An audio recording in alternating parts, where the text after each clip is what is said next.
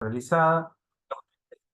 Ustedes, por supuesto, veo que somos un gran número de personas, somos más de 360 y pico ya encaminándonos para los 400, un gran número de oyentes. Así que es lindo que la mayoría se quieran interiorizar en el ejercicio profesional y principalmente en lo que es el régimen de comunicación, ¿sí? Bueno, me presento brevemente, mi nombre es Sergio Patiño, soy abogado egresado de la UNLZ, la Universidad Nacional de Loma de Zamora. Bueno, docente de esta casa hace más de 10 años, 11 años para ser exacto. Bueno, especialista en Derecho de Familia de la UBA, especialista en Derecho Procesal y en Derecho de Daños, egresado de la UBA. A su vez me especializo en lo que es materia de niñez, es lo que más me gusta. Bueno, soy profesor adjunto de la Facultad de Derecho de la UNLZ, de Lomas de Zamora, docente del Seminario de Ética y Formación Profesional, allí en la Facultad de Derecho de Lomas, jefe de trabajos prácticos y coordinador de cátedra de familia y sucesiones en la Universidad de Buenos Aires, donde estamos todos, aunque sea de manera virtual. A su vez estoy a cargo de dos cursos, CPO, que son el cuidado personal de hijos y la Convención sobre los Derechos del Niño, y la materia de Derecho Procesal, o Proceso de Familia en realidad. Proceso de Familia es el nombre técnico de la materia. Bueno, nuevamente un placer estar aquí con ustedes. De hecho, tengo varios de los ayudantes que también están dentro de este curso, lo cual me pone muy contento. Habla de la capacitación y la formación continua de todos. La realidad es que hay que ir actualizándose, es la única realidad. Como abogados sabemos que tenemos que estudiar. Una de las pocas carreras que una vez que, bueno, en realidad deben haber más de una, pero terminamos la carrera y tenemos que seguir formándonos todos los días, durante todo el año, durante varios años y el tiempo que decidamos ejercer. Es una materia y una carrera, mejor dicho, es una carrera que se modifica constantemente, el derecho se modifica constantemente, lo dice el propio decálogo del abogado, así que no nos queda otra que seguir estudiando, capacitándonos y actualizándonos. Es la única realidad. Bueno, vamos a comenzar. Vamos a hablar de lo que es el proceso de derecho de comunicación o régimen de comunicación. Sí, yo tengo apuntadas algunas cositas, no hay nada extraño, no es que hay un PowerPoint ni nada por el estilo, sino que es básicamente apuntar algunos conceptos fundamentales, intentar darle un abordaje lo más práctico que se pueda. No nos podemos olvidar de la teoría, porque sin la teoría no podemos realizar la práctica. El titular de cátedra en la cual me toca participar, que es el doctor Osvaldo Pitró, una persona a quien yo admiro, respeto muchísimo y considero tal vez el mejor docente de Derecho de Familia en la República Argentina. Siempre indica que no tenemos que estudiar de memoria, tenemos que ir para el lado práctico. De hecho, él tiene los libros de casos prácticos, junto con otros autores muy, muy importantes de la Facultad de Derecho de la UBA, y siempre se le intenta dar un abordaje práctico. ¿Sí? La idea es esa, darle un abordaje práctico, método de casos.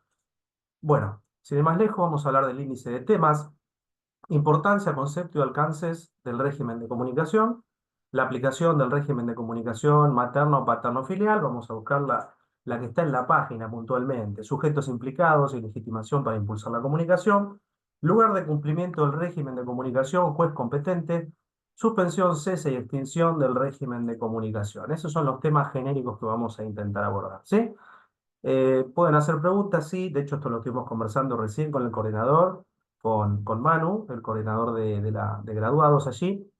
Y bueno, está esta posibilidad de que podamos o que puedan realizar alguna pregunta. No digo así en tiempo, bueno, pueden hacerla en tiempo real a través del chat. Yo voy a ir pispeando de vez en cuando. Si vemos alguna pregunta tal vez genérica, podemos llegar a abordarla. Y generalmente, si no, quedan para el final. Las preguntas quedan para el final. Ustedes pueden consultar alguna cuestión específica o algo que tal vez, alguna duda que quieran, que quieran evacuar, alguna duda que tengan, la podemos ir resolviendo, la podemos conversar seguramente al final. Bueno. Vamos a empezar en cuanto a la importancia, concepto, alcance del régimen de comunicación. El régimen de comunicación, bueno, y de relaciones personales puntualmente entre los sujetos, tiene operatividad para el derecho cuando estos vínculos no pueden desarrollarse en forma natural y normal, por situación de conflicto o crisis en el seno familiar. Esto es más que claro. Estamos hablando de que no vamos a hablar, no va a haber ningún inconveniente, va a estar todo bien, la comunicación se va a dar. Parece una obviedad esto que estoy diciendo, pero es importante.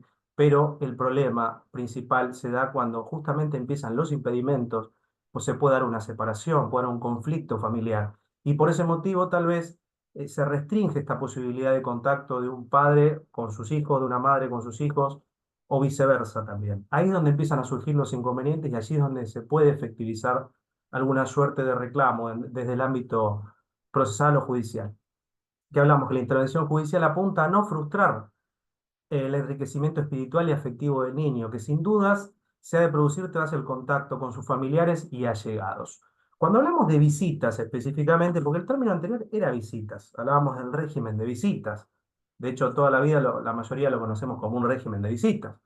Aquellos que ejercen o que ejercemos, yo me recibí en 2011, van a ser 14 años que me recibí, y en esa época se hablaba del régimen de visitas. Siempre se habló de un régimen de visitas, históricamente se trataba como un régimen de visitas. Pero bueno, por supuesto, llegó el nuevo Código Civil y Comercial y hay algunas palabras que se tuvieron que modificar. No hablamos específicamente de una visita, sino que hoy hablamos de una comunicación. Pero ¿qué pasa? Hablamos casi etimológicamente de dónde viene esto. La palabra visitas proviene del latín visitatio, que es la que se está utilizando para referirse a esta materia durante la vigencia del derogado Código Civil. Hablamos del Código Civil de Vélez Sarsfield.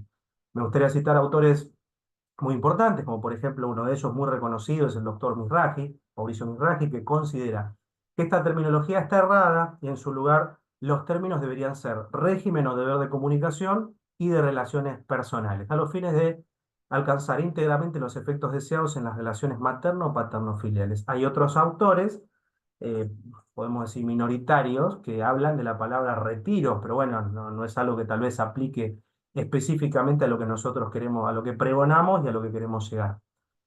Bueno, en cuanto a los fundamentos del anteproyecto, ¿se acuerdan que está el anteproyecto, el proyecto de Código Civil y el nuevo Código Civil y Comercial?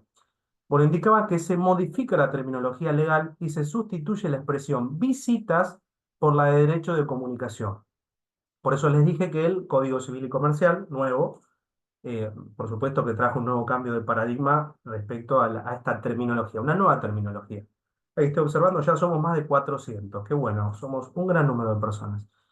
Bueno, derecho de comunicación, al involucrar por igual a dos personas que no se visitan, sino que se relacionan, se comunican y profundizan vínculos afectivos fundados principalmente en el parentesco. Bueno, como dijimos en un principio, el régimen de comunicación materno o paterno filial ha de regir en todos los casos donde existe un quiebre de la unión de pareja. Voy a mencionar lo que hice hace un ratito, lo que dije hace unos minutos. Parece una obviedad, pero aquí es donde se da el conflicto. Cuando hay un quiebre, cuando hay una ruptura, ahí es donde, donde empezamos a intervenir nosotros. Digo nosotros, ustedes, nosotros, en general, como letrados, allí es donde empezamos a intervenir. Cuando se da un quiebre en la relación de familia, bueno, ahí empiezan los problemas, ahí empiezan también la falta de comunicación, ahí se empieza a restringir el contacto por una situación o por otra. Y bueno, ahí es donde intervenimos los letrados y ahí es donde intervienen los extribunales, pues hablamos de los tribunales de familia y hablamos de los juzgados unipersonales. Esto también me gustaría mencionar. Parece algo muy simple, pero hasta no hace muchos años, me atrevo a decir 10, 12 años atrás, yo soy de Lomas, Lomas de Zamora, tal vez haya más de uno aquí de la jurisdicción o del departamento judicial de Lomas de Zamora. Antes hablábamos de los tribunales, tribunales, eh, tribunales colegiados de instancia única de familia, con lo cual teníamos un tribunal, básicamente, tres jueces. Desde el año 2012-2013 aproximadamente, estos juzgados, estos tribunales pasaron a llamarse o pasaron a ser juzgados unipersonales, con esta posibilidad de una apelación o de ir a la Cámara de Apelaciones frente a algún conflicto de índole familiar. Pero bueno, esto también está bueno, es un detalle simplemente para, un detalle de color para mencionar. Por eso decía que cuando se da este conflicto, cuando suscitan estos conflictos, quiebres, rupturas, ahí ya va a intervenimos nosotros letrados y van a intervenir los extribunales o tribunales en algunos casos, o juzgados de familia. ¿Sí? En Capital sucede, por supuesto, lo mismo. Bueno, con mayor precisión podemos decir que en la mayoría de los casos, los conflictos se suscitan cuando uno de los progenitores tiene el cuidado unilateral del niño o permanece con él durante el tiempo principal, que es llamado, como hay algunos autores, principalmente Mizrahi, que hablan del progenitor continuo. Y si hablamos de la palabra cuidado personal, a ver, si les digo cuidado personal, ¿a qué estamos haciendo mención? A ver, los quiero leer. No voy a decir escuchar porque va a ser medio complicado, pero si hablamos de cuidado personal, ¿de qué estábamos hablando? Chicos, ¿se acuerdan? A ver, quiero leerlos. A ver, sí, exacto, muy bien. Ahí veo Mariana que respondió, sí, sí, los que siguen también, perfecto, perfecto. Cuando hablamos de cuidado personal, Ahí, bueno, dieron otra respuesta que puede ser un... Está bien, está perfecto. Lo que están colocando está dentro de todo bien. Están hablando de lo que es la vieja tenencia. La vieja tenencia. Hoy ya no existe, ¿sí? Recordemos que no existe. No existe esa tenencia, como ustedes le están colocando así. No existe la tenencia, aunque hay muchas personas, y me atrevo a decir, muchos letrados incluso que le siguen llamando tenencia. ¿Por qué cambió? Se dio este cambio, este paradigmático cambio, porque estábamos hablando de, siempre lo digo, de esto, estamos hablando de un objeto. Cuando hablamos de la tenencia parece que estamos hablando de esto, estamos hablando de esto que tengo acá. Eh, no es un Martín Fierro, quédense tranquilos. Parece que estamos hablando de un objeto. Al hablar de un objeto estamos hablando de una tenencia, de una mochila, de un objeto, de una cosa, básicamente. Por ese motivo, por supuesto que esto viene de los principios de la Convención sobre los Derechos del Niño también, ¿no? Tuvo una gran injerencia en este cambio paradigmático, donde pasamos de que un niño sea un objeto de tutela a un sujeto de derecho. Es un cambio muy importante, muy, muy importante, histórico, por lo cual ya dejamos de hablar de un objeto, básicamente. No hablamos más de una tenencia, sino que hablamos de un cuidado personal, que a su vez el cuidado personal no significa exactamente tenencia, no significa exactamente eso. No se va a entender al cuidado personal como una tenencia. De hecho, mis ayudantes que están aquí presentes dentro de este curso, que incluso damos cuidado personal de hijos en la Comisión sobre los Derechos del Niño, sabemos muy bien que el cuidado personal no implica exactamente lo que antes se llamaba tenencia. Es otra cosa distinta. Estamos hablando de una toma de decisiones de la vida cotidiana del niño, de los niños, adolescentes también. Ahí veo que algunos pusieron ejercicio de la responsabilidad parental. Sí, parece algo más global la responsabilidad parental y entendemos que el cuidado personal se encuentra, por supuesto, dentro de lo que es la responsabilidad parental, que tiene un concepto mucho más amplio y más abarcativo. De hecho, la responsabilidad parental es lo que antes nosotros conocíamos como la vieja patria potestad. Así que bueno, es para solamente algunas cuestiones para tener en consideración. Les decía, del progenitor que ostenta el cuidado unilateral del niño permanece la mayor cantidad de tiempo con él, es el progenitor continuo, donde se encuentra la mayor cantidad de tiempo este niño, mientras que el otro progenitor no convive nunca con el niño, puede haber un supuesto excepcional, o lo que se da con mayor frecuencia, que es lo que vemos más cotidiano, cuando se halla con su hijo durante el llamado, entre comillas, tiempo secundario, por lo que sería un progenitor discontinuo. Hablamos como de una suerte de progenitor continuo y otro progenitor discontinuo. Traducido, podemos hablar vamos a decir ni padre ni madre, en este caso, uno de los progenitores con el cual el niño habita la mayor cantidad de tiempo, vive con esa persona. Y por el otro lado tenemos al otro progenitor que tal vez no tiene tanto contacto, tanta frecuencia con ese niño o con esos niños. Bueno, en estos casos, aquella persona que tal vez está la menor cantidad de tiempo, o el famoso tiempo secundario que acabo de mencionar hace un ratito, tiene la posibilidad de poder solicitar judicialmente la comunicación o el régimen comunicacional. ¿Sí? Se puede sin lugar a dudas, obviamente.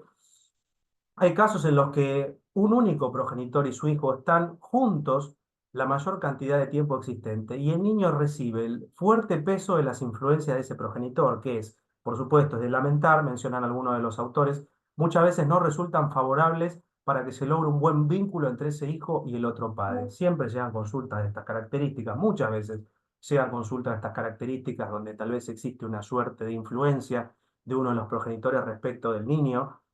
Voy a decirlo tal vez en términos poco académicos, uno de los progenitores constantemente habla, despotrica del otro progenitor, generalmente son cosas que lamentablemente suceden, en la práctica suceden, de hecho hay muchos colegas que plantean ese tipo de inconvenientes, ese tipo de problemas, dentro de los grupos incluso conversamos esta cuestión de la influencia que uno de los progenitores ejerce eh, de esta manera, incluso en algunos puntos hasta desleal respecto al otro progenitor, o para que no pueda tener contacto, para que el niño a posteriori no quiera tener contacto. Situaciones de estas características es muy frecuente y lamentable, ¿no? Digo, frecuente y lamentable ver este tipo de situaciones. ¿Quiénes son los sujetos implicados y la legitimación para impulsar la comunicación? En principio tenemos que comprender que los sujetos que están implicados en un régimen de comunicación y de relaciones personales en el ámbito materno o paterno-filial son habitualmente tres.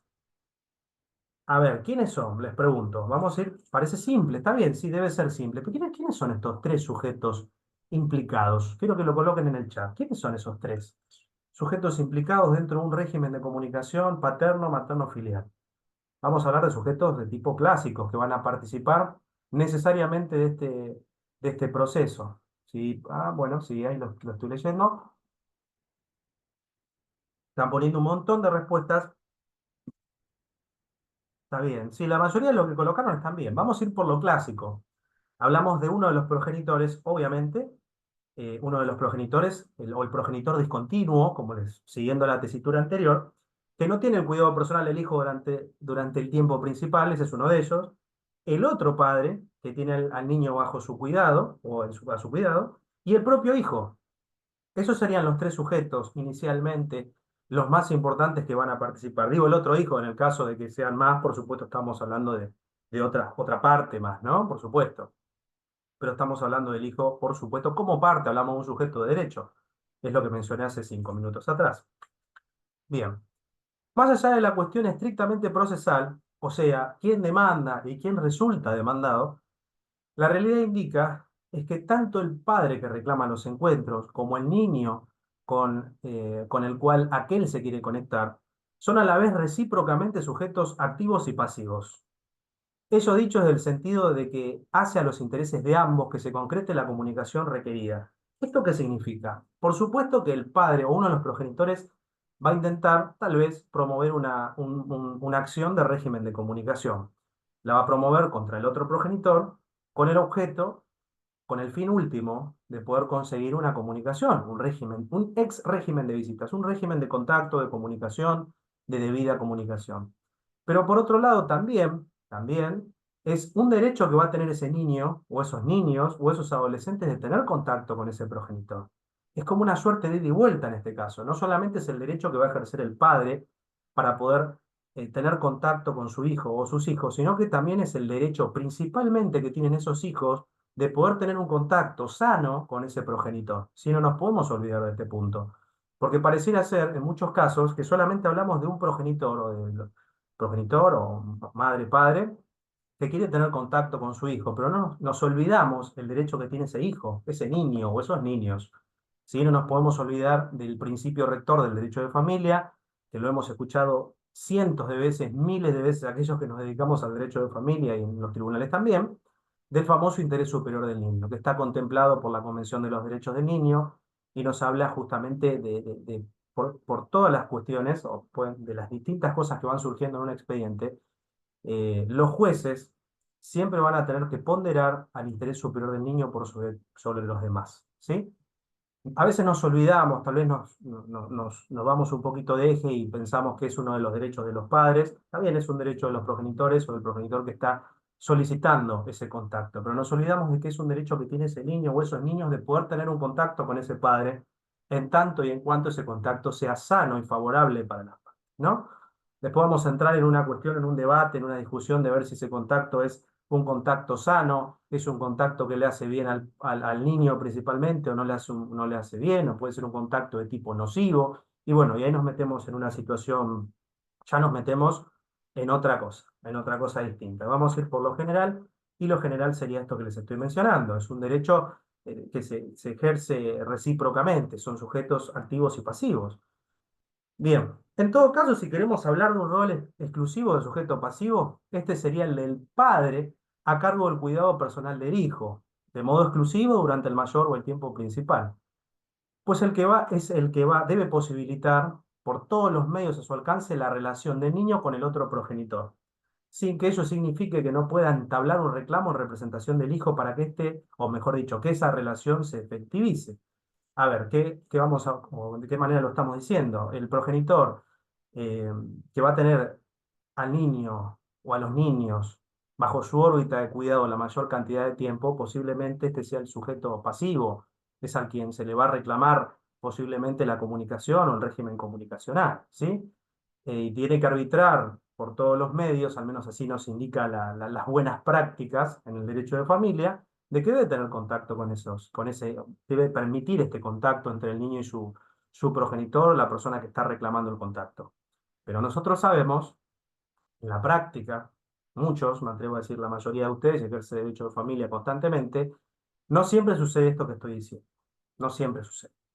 De hecho, hasta me atrevo a decir que parece utópico por momentos esta cuestión de que el progenitor necesariamente facilita, posibilita sin lugar a dudas el contacto de un progenitor con sus hijos. No siempre sucede esto. Es una lástima, pero es algo que nosotros en la práctica lo vemos a menudo.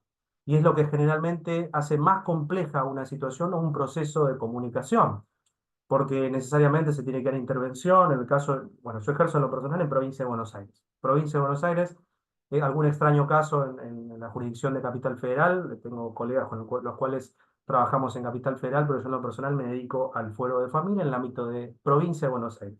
En Provincia de Buenos Aires lo que tenemos, podemos decir tenemos, es el equipo técnico interdisciplinario, un equipo técnico compuesto por profesionales altamente capacitados y especializados en materia de familia, en tratar con niños, niñas, adolescentes.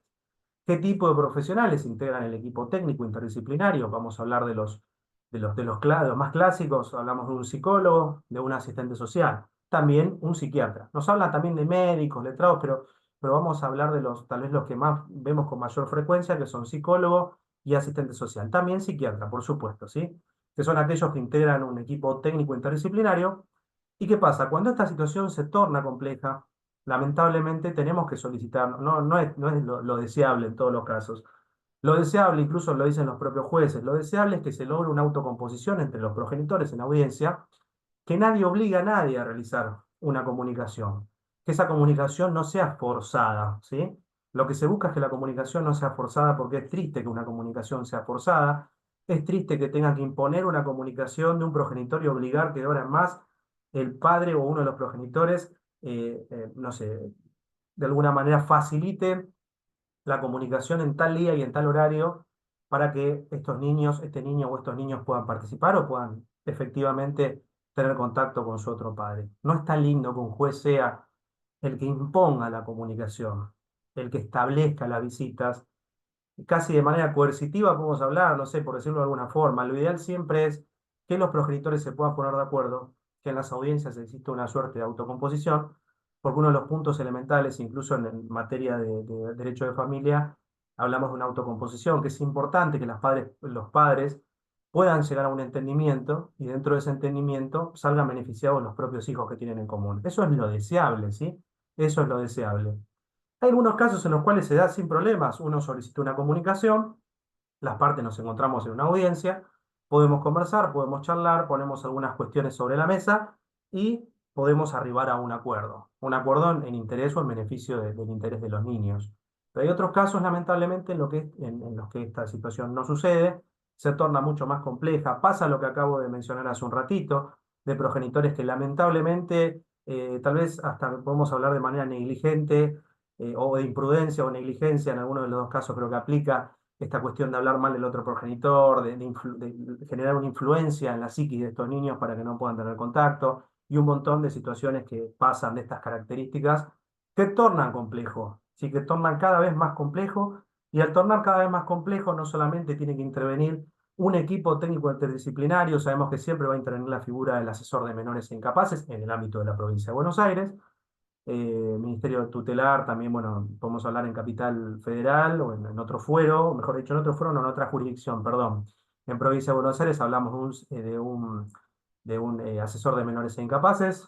Ahí leo que dice en el SAP, es uno de los puntos que tengo para desarrollar, lo tengo para desarrollar hoy, pero es tan criticado que lo vamos a tomar un poquito así con pinzas. Sí, lo tengo igual para desarrollar hoy. No lo puse en el temario, lo iba a poner y digo, no, va a generar muchas controversias y si hay psiquiatras acá me van a querer matar. Perdón la expresión, pero bueno, es verdad. Después veremos por qué. Eh, sí, pero bueno, sí es básicamente lo que está diciendo acá el compañero o compañera. Bien. Medio una gran amplitud sobre la cuestión de la legitimación a los fines de lograr el acercamiento materno o paterno filial. En este sentido, se ha juzgado así. Escuchen, que se haya habilitado el progenitor que tiene al hijo bajo su cuidado personal, para que peticione en representación de éste ante la justicia, con el objeto de establecer una relación personal del niño con el otro progenitor. Acá hablaríamos de una suerte de un progenitor que básicamente está buscando que el otro padre pueda entablar un régimen de comunicación.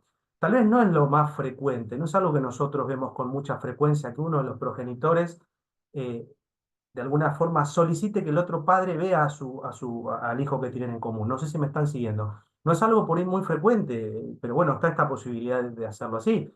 No nos olvidemos que los representantes legales de estos niños siempre van a ser los progenitores, tanto como para accionar, en estos casos uno puede accionar en representación representación de mi hijo menor de edad, fulano de tal, muchas veces se entablan así. Las demandas, las peticiones se entablan de esa forma, ¿sí? Ahí estoy viendo, dice, sí, bueno, está bien, ahí lo aclaran. Dice que se escucha bajo, puede ser, pero igual habíamos hecho pruebas de sonidos antes de que ustedes ingresen. Bueno, ahí está, me dice que se escucha bien. Bueno, y ahí algunos respondieron, no, está perfecto, me quedo más tranquilo. Entonces dicen que es bien, perfecto, genial, ya me quedo tranquilo. Bueno, también, en fin, estará legitimado para formular el reclamo el propio hijo, principal protagonista y con un interés preponderante. Y no solo para contactarse con su progenitor, sino también, y ahí voy a hacer mención a lo que dijeron en el chat, también con sus abuelos, hermanos u otros parientes, ¿sí? No hablamos de un simple régimen de visita paterno-materno-filial, hablamos de una cuestión más amplia, de una cuestión mucho más amplia, una cuestión amplia en la cual pueden solicitar esta comunicación otros familiares. Ya hablaríamos de un derecho de comunicación. De hecho, el nombre del taller se iba a llamar Derecho de Comunicación y quedó como régimen de comunicación. Yo había puesto Derecho de Comunicación, porque parece más amplio esta cuestión del derecho de comunicación. De hecho, muchos expedientes se caratulan como Derecho de Comunicación. El nombre técnico puede ser régimen de comunicación, régimen comunicacional. El expediente normalmente es comunicación con los hijos, más directo, comunicación con los hijos, fulano contra mengano sobre comunicación con los hijos en provincia de Buenos Aires. Y hay otros expedientes que se caratulan de manera más genérica, derecho de comunicación. Y ya cuando hablamos de derecho de comunicación parece que abrimos un poquito más la cancha. Y está esa posibilidad de que puedan solicitar esa comunicación a la que hago mención, a la que hice mención, otros parientes, y ya hablamos de la cuestión socioafectiva y hablamos de personas que tienen un interés legítimo, por supuesto que lo tienen, como pueden ser los abuelos, regímenes de comunicación solicitados por abuelos, por tíos también, o incluso, a ver qué otra persona se les ocurre. Le iba a decir, pero me gustaría que lo mencionen ustedes. Ya tenemos, por supuesto, los progenitores, tenemos los abuelos también. Bien, perfecto. Progenitor afín, padrinos, perfecto. El ejemplo que iba a dar justo. Vecinos, bueno, sí podría ser un poquito alejado, pero estamos. Sí, sí, yo creo que entiendo que puede ser, en tanto, por supuesto, demuestren este interés legítimo. Pero hablamos de referentes afectivos. Si me gusta la figura de referente afectivo, me gusta. Yo creo que aplica tranquilamente. Bien. Bueno, en un juicio de régimen de comunicación, que acá ya estamos hablando de la parte procesal de un juicio, vamos a hablar de lo que es el lugar de cumplimiento, básicamente. El lugar de cumplimiento del régimen de comunicación y quién es el juez competente. En un juicio de régimen de comunicación, se entiende que es el padre el que va a tomar contacto con su hijo, al que le asiste la facultad, en principio, de determinar el lugar donde se van a desarrollar los encuentros, sin que el otro pueda intervenir en esa decisión. Por supuesto que a nosotros los manuales, la doctrina nos puede decir una cosa y la práctica nos va a indicar algo que puede ser muy distinto, muy distinto. En principio pareciera ser que el progenitor que está pidiendo la comunicación o las visitas es aquella persona que va a poder establecer o va a poder tal vez indicar o solicitar el lugar o los lugares donde se va a poder efectivizar o el lugar donde se va a hacer efectiva la comunicación, ¿sí? No sé, en tal lugar, en el domicilio, en un lugar específico que pueda llegar a determinar el progenitor. Les digo, la realidad esto no siempre es así, no siempre es así. La práctica nos indica que no siempre sucede esto. De hecho, yo dentro del apunte, del machete apunte, digo, ver qué sucede en el marco de una conciliación en la etapa previa. ¿Por qué puse esto? Porque esto va a ser materia de debate, esto lo podemos conversar nosotros. En un expediente de régimen de comunicación en el ámbito de provincia de Buenos Aires, normalmente siempre pasa por una etapa llamada etapa previa. Esa etapa previa, aquellos que son, hay mucha gente acá de provincia, yo quiero pensar que son muchos de provincia de Buenos Aires, muchísimos de provincia de Buenos Aires. Toda la práctica me dice que sí, la mayoría, tal vez el 60-70%, y ahí todos acá, sí, sí, acá, vamos, provincia de Buenos Aires, siempre, siempre presente, provincia, vamos. Provincia de Buenos Aires, lo que sucede es que entramos en una etapa llamada etapa previa. Zona oeste pone, pero están, de todos lados son, chicos. San Martín, Chaco, La Plata, Fueron, Morón, provincia de Pinamar, de todos lados. Lanús, Lomas, Merlo, Lomas, Luján, Quilmes. Bueno, hermoso, de todo. Entre Ríos, no nos llevo a leer porque son decenas de mensajes por segundo. De todos lados son. San Cayetano también, Ramos Mejía, bueno, de todos lados, chicos, me encanta, me encanta, me encanta, pues es un público muy nutrido. Bueno, zona oeste. Dicen, en el oeste está el ajite, decían entre los de Divididos, ¿no? Debe ser cierto. Bueno, volviendo a la cuestión, la que estábamos hablando. Esta cuestión que nos dice, que, mejor dicho, la que estaba mencionando, de que iniciamos un proceso en el ámbito de la provincia de Buenos Aires, en la cual, o mejor dicho, a través del cual el proceso cuando se inicia, pasamos por una etapa llamada etapa previa.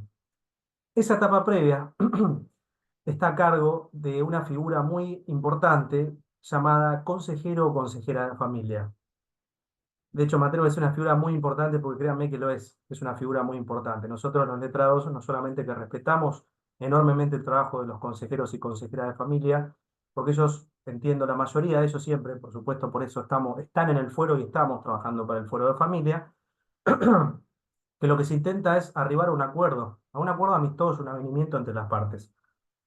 Eh, y cuando se dan estas etapas o esta audiencia, etapa previa frente a un consejero de familia, lo que van a hacer o lo que hacemos generalmente es nos presentamos en la audiencia, tanto las partes como su patrocinio letrado, el patrocinio letrado de cada una de las partes. Y en la audiencia lo que hacemos o lo que se intenta es arribar a un acuerdo, poner determinadas cosas sobre la mesa, el planteo, lo que se busca. Después van a estar, por supuesto, las observaciones que hace el señor consejero de familia, alguna sugerencia, alguna posibilidad para poder consensuar entre las partes y los letrados. Me acuerdo cuando eran las audiencias presenciales y el caso venía un poco álgido, lo que hacía el consejero, o lo que tiende a hacer el consejero, es tal vez llamar en principio a los letrados, o a un letrado, hablar con un letrado, después viene el otro letrado y habla con ese letrado, después junta a los dos, o puede juntar a los dos letrados y hablar con los dos letrados, y después, una vez que charlamos más o menos todo, llamar a todas las partes e intentar arribar a un acuerdo. Eso va a depender de la expertise, entiendo yo, del consejero o de la persona que esté a cargo del expediente o de que esté a cargo de la audiencia ese día específicamente, ¿sí? Así que bueno, va a depender mucho de eso. Me atrevo a decir, va a depender de eso específicamente. Después va a ser muy relevante el trabajo que van a realizar los letrados con la intención de lograr esta autocomposición a la que estoy haciendo mención, ¿sí? Sí, tal cual, ahí está poniendo lo mismo, pero hoy virtual, tal cual, sí, sí, me atrevo a decir que el 70% de las audiencias hoy en día siguen siendo de manera virtual, que esto es algo que dejó lamentablemente la pandemia. Hoy justo, chicos, hoy 20, estaba viendo, bueno, yo soy de entrar mucho en redes sociales, en Facebook, en Instagram, y salen los videos donde el presidente indicaba que a partir del día de la fecha entramos en el aislamiento social preventivo obligatorio, el famoso ASPO, que iba a durar 2 semanas y después estuvimos no sé cuántos meses. Hoy, chicos, hoy 20 de marzo de hace 5 años. Y seguramente cuando vean este video tal vez pasen 6, 7, 8, 10 años o dentro de una gran cantidad de años más. Pero estamos hablando de un momento que fue histórico, el 20 de marzo, hoy, exacto, las famosas efemérides. Bueno, hoy hace 5 años atrás. Soy fanático de las efemérides, así que 5 años de que ocurrió y que entramos en el aislamiento obligatorio. Ese aislamiento obligatorio trajo un montón de modificaciones y entre ellas cómo se llevan a cabo las audiencias. Esas audiencias en las cuales eran presenciales, yo me acuerdo que tuve un día o 2 días antes de que entremos en el ASPO, el aislamiento, y se terminó suspendiendo. Después de esa suspensión quedó indefinido por una gran cantidad de tiempo y posteriormente se empezaron a implementar las audiencias virtuales. ¿A través de qué sistema? Por excelencia el Microsoft Teams. Por excelencia el Microsoft Teams. En segundo lugar el Zoom, el Meet en algunos casos, y en algunos casos un poquito más rústicos, porque lo siguen haciendo algunos departamentos judiciales un poco más lejanos, a través de videollamada de WhatsApp. A través de videollamada de WhatsApp siguen haciendo algunos juzgados tal vez un poquito más rústicos, está bien, igual es una modalidad válida para poder hacerlo, tal vez un poco incómoda por momentos, pero bueno, es válida. Si sirve para poder solucionar el expediente o el inconveniente o el pleito, estamos todos de acuerdo. Así que, bueno, Por eso les digo, la idea de pasar de una audiencia presencial a una virtual fue un cambio muy importante que tuvimos, al cual nos tuvimos que adaptar incluso los sistemas, internet, computadora, aquellas personas que tal vez tenían alguna computadora un poco, hablamos de tal vez que no estaba lo suficientemente actualizada, tuvieron que comprar nuevos equipos, pasar a un internet mucho más rápida, los celulares también, o sea, hubo un cambio. Parece pequeño, pero eso fue de gran magnitud con el transcurso del tiempo porque pasó a ser todo a través de la virtualidad, todo de manera telemática. El nombre es telemático, se hacían audiencias telemáticas, se siguen haciendo. En su mayoría se hacen audiencias telemáticas, e incluso está la posibilidad de que el letrado pueda indicar si quiere una audiencia telemática o una audiencia presencial, ¿sí? Muchos despachos de los jueces bueno, no voy a ser sincero, no en todos los casos. Algunos casos aislados, los jueces despachan indicando que el juzgado no, el letrado o la parte indiquen si quieren una audiencia presencial. Si no es virtual, va a ser virtual, pero si el letrado quiere, puede ser presencial. Si el letrado quiere que sea presencial la audiencia, va a tener que presentar un escrito diciendo solicita audiencia presencial. Si solicita audiencia presencial, se va a hacer en los estrados del juzgado, si no, se hace a través del sistema Microsoft Teams. Eso es lo que pasa en la práctica. Eso es lo que pasa en la práctica. En primer lugar, en primera instancia, podemos hablar que las audiencias son virtuales. Hoy en día, la excepción pasaría a ser que son presenciales. Es una locura, ¿no? O sea que es virtual, salvo que se indique lo contrario. Bueno, pero está bien, está bien. El futuro llegó. Bueno, las audiencias, les decía, son de manera virtual, son de manera remota, siguiendo la línea de lo que les estaba indicando, de que el progenitor que solicita el régimen de comunicación es aquel que va a indicar el lugar donde se llevan adelante la comunicación o las visitas, no siempre suele ser así. Y esto llevó a que podamos hablar de la audiencia específicamente. No siempre pasa que el progenitor que está pidiendo las visitas o la comunicación sea el que indique el lugar exacto donde se van a realizar, ya sea en su domicilio, ya sea en un domicilio particular, ya sea, no sé, en un espacio público, lo que fuera. No siempre es así. Generalmente se tienen que poner los dos de acuerdo. Muchas veces sucede que el progenitor dice, mira, yo estoy pidiendo la comunicación o las visitas, por lo cual yo quiero que las visitas sean en mi casa. Y vamos a escuchar la otra campana. Y ahí podemos tener un problema, ¿sí? Ahí es donde del otro lado pueden llegar a decir, no, no estoy de acuerdo, yo no quiero que sea en la casa porque por esto, por lo otro, por una serie de circunstancias o una serie de razones que puede exponer la parte demandada o la parte requerida. En realidad no es la requerida, parece que estamos en una mediación. Sería la parte demandada, pero si no hablamos de un requerente y un requerido. Vamos a hablar de una parte demandada. El demandado, la demandada dice, no, yo la verdad no quiero. No acepto, no estoy de acuerdo que la comunicación se lleve a cabo en el domicilio del progenitor. Y ahí seguramente el consejero o consejera de familia le va a preguntar, le va a hacer el clásico, ¿por qué? ¿Por qué no estás de acuerdo? ¿Por qué no estás de acuerdo en que la comunicación sea en el domicilio del progenitor? Ahí es donde empezamos el debate, donde está la posibilidad que uno de las partes no esté de acuerdo con esta situación y exponga los motivos por los cuales no está de acuerdo en esa comunicación, en ese lugar propuesto por el padre o por el otro progenitor. Y ahí vamos a ir con un ida y vuelta, los motivos que va a esgrimir cada una de las partes. Si la situación tal vez se torna irresoluble, lo más factible es que den intervención al famoso equipo técnico interdisciplinario, ¿sí? Un psicólogo, un asistente social, lo que fuera. Una persona que sea un auxiliar del juzgado para que colabore, que pueda también abrir un poquito más el panorama en lo que es interdisciplinario, ¿sí? Que pueda intervenir e indicar si tal vez esta negativa del otro lado es una negativa infundada. Si tenemos una negativa infundada, dicho en otras palabras, el no por el no mismo, no quiero porque no tengo ganas de que sea así, y esto no está bien. Si hay una negativa, esa negativa tiene que ser fundada, no puede ser no. La verdad que yo no quiero que la comunicación se lleve ahí porque simplemente no tengo ganas de la comunicación se lleve ahí. No, no está bien esto. No está bien esto y posiblemente sea un motivo de llamado de atención de parte de los consejeros de familia. Es un motivo de llamado de atención, por decir, ¿por qué? ¿Por qué no tenés ganas? ¿Por qué no querés que sea en tal lugar? Tiene que haber un motivo, tiene que ser un motivo fundado. Pero bueno, si ambos progenitores se ponen de acuerdo que sea en un determinado lugar y los dos aceptan, no hay mayor dificultad. De hecho, nosotros como letrados decimos, bueno, perfecto, estamos todos de acuerdo, somos todos felices porque de alguna forma el que va a salir beneficiado de todo esto es el niño, básicamente, se va a poder ejercer esta comunicación. Si ahí están colocando, estimado. Ah, sí, sí. Bueno, acá aquí el doctor Matías Blanco menciona, estimado doctor, si bien no es frecuente, no sería recomendable que desde el comienzo del trámite se le dé participación al abogado del niño o por lo menos se celebre una audiencia con los niños para saber su deseo.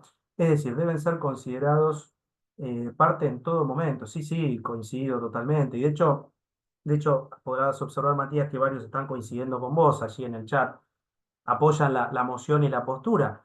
Yo también, de hecho, me atrevo a decir que, vieron que les dije, cuando la situación se torna compleja, cuando la situación realmente se va tornando compleja en esta cuestión de que uno no se pone de acuerdo o ofrece una posibilidad, ofrece o sugiere algo y del otro lado no, realmente no hay quórum, como puedo decir, no hay quórum, no hay posibilidad de consenso, no hay posibilidad de arreglo. Tienen que intervenir otros especialistas en la materia y entre ellos también puede intervenir la figura del abogado del niño. ¿Sí? El abogado del niño es otra de las figuras que puede intervenir. Tuve el placer de haber sido el primero en provincia de Buenos Aires hace 11 años atrás, en el año 2014. Y fue una cuestión, nada que ver con una comunicación, fue en una cuestión relacionada con una medida de abrigo, no me salió, una medida de abrigo que es propia de Buenos Aires, de provincia de Buenos Aires. Una medida de abrigo que posteriormente, con la intervención de los abogados del niño, fuimos tres, se logró realizar una adopción plena. La verdad que fue un golazo, fue excelente, fue un momento muy lindo. Juzgado Familia 7 de Lomas de Zamora, a cargo de una persona muy estimada por mí, que es la doctora María Silvia Villaverde, hoy se ha jubilado de sus roles como jueza, una persona que uno aprecia mucho, una gran jueza del departamento judicial. Bien, lugar de cumplimiento, estábamos hablando, en la mayoría de los casos resulta un gran inconveniente que los contactos se lleven a cabo en el domicilio de quien ejerce el cuidado personal del niño o está con él durante el tiempo principal, por lo que como regla la comunicación no debe materializarse en dicho lugar. Esto es para aquellos que están empezando a ejercer la profesión y dando sus primeros pasos. eh, a- no sé si serán muchos, si es el departamento de graduados, son todos abogados y posiblemente hay, a ver, por la práctica lo que siempre sucede, hay muchos que están empezando a ejercer y hay otros, muchos que hace muchos años que ejercen y se están actualizando, con lo cual podemos encontrar de todo. ¿Qué sucede? La recomendación es que esa comunicación, en principio, no se dé dentro del domicilio del progenitor que ejerce efectivamente el cuidado personal o permanece el tiempo principal con ese niño, con esos niños. Eso es lo que nosotros sugerimos. Los manuales también lo sugieren, nosotros en la práctica más aún lo sugerimos. No se debería efectivizar o materializarse en ese lugar. Voy a mencionar a un autor de mucho prestigio, reitero, el doctor Mauricio Mirraji, sostiene que por lo general esta modalidad no satisface la finalidad que persigue el instituto, pues se entiende prioritario que los vínculos entre uno y otro queden fuera del control de aquel progenitor. ¿Qué pasa en la práctica? Si realizamos un régimen de comunicación, en el espacio, vamos a poner el caso clásico. Voy a apagar el aire porque me está haciendo mal. Bueno, me mezclaron las palabras. El régimen de comunicación lo solicita el progenitor, padre, respecto de la demanda a la madre, para poder tener contacto con su hijo. Vamos a un caso clásico. No me gusta hablar ni padre ni madre, no vamos a hablar un ejemplo, simplemente un ejemplo. Hablamos de uno de los progenitores que demanda al otro para poder tener contacto con su hijo, un debido contacto con su hijo. Eh, ¿Y qué va a pasar? Este contacto, por acuerdo de las partes, que para mí sería un grave error, ese contacto se va a dar en el domicilio de la madre. ¿Qué pasa? El progenitor va al domicilio de la madre para poder efectivizar ese contacto y tiene a la progenitora con quien se separó y eventualmente puede haber tenido algún conflicto, grave o no. No nos olvidemos, chicos, que muchas veces en los conflictos familiares nos encontramos con situaciones de violencia previas, situaciones de violencia previas. Previas significa denuncias, medidas cautelares, restricciones perimetrales, cese de hostigamiento, a veces exclusión del hogar, un montón de situaciones previas. Imagínense con estas situaciones previas ir a un lugar donde lamentablemente hubo conflicto entre los progenitores y el contacto se tiene que dar allí. La verdad que es una olla de presión o una bomba de tiempo, en cualquier momento explota todo. No está bueno. Por tal motivo, nosotros no sugerimos que se haga de esa forma. Pero como toda regla, pueden surgir excepciones, ¿sí? No vamos a ser absolutos en decir, no, que esto está mal en el 100% de los casos. Yo en lo personal considero que no es lo más frecuente y tal vez no es lo que se recomienda. Pero sabemos que pueden haber excepciones, ¿sí? No vamos a hacer, como les acabo de decir hace un ratito, que no es absoluto que esto tiene que ser así, sí o sí. No, hay excepciones. Como toda regla, siempre hay excepciones. Bueno, en base a lo que les decía recién, se dispone de esta manera que normalmente la comunicación se tiene que llevar a cabo en el hogar del padre que lo reclama. En principio podemos hablar así, o en todo caso, donde éste indique. Y ello para que se pueda desarrollar el vínculo afectivo, para lo cual hay que prescindir, en principio, de la intervención de terceras personas. Y ahí dije en principio, en principio, en principio se pueda prescindir de terceras personas. Si hablamos de que en principio queremos evitar que se prescindan de terceras personas, no estamos hablando justamente de casos donde hay o existió violencia familiar. Si tenemos casos en los cuales existió o se dio violencia familiar y tenemos alguna restricción perimetral o una fijación de perímetro o este tipo de situaciones, y tenemos una orden judicial de una prohibición de acercamiento, va a ser difícil que uno de los progenitores pueda ir al domicilio como si nada para poder retirar a su hijo, hija o hijos. ¿Sí? ¿Me vienen siguiendo hasta aquí? Con lo cual es medio difícil que esto se pueda efectivizar, al menos de esa forma. Por tanto, lo que se va a solicitar es la intervención de terceras personas, como dije hace un ratito. Terceras personas que generalmente sean personas de confianza de ambos progenitores para poder colaborar tanto para los traslados, para poder reintegrar al hijo también y evitar que se viole esta perimetral que puede estar vigente. Lo que hay que verificar, que muchas veces el juzgado lo hace en primer lugar, o sea, tenemos una restricción perimetral y en ese mismo juzgado lo que sucede es que se está solicitando un régimen de comunicación. Puede suceder de que el juez diga, miren, acá hay una restricción perimetral. Bueno, lo que vamos a evaluar o lo que van a visualizar es cuándo se dictó esa medida cautelar y cuál es el plazo de duración, porque no vamos a tener una restricción perimetral eterna.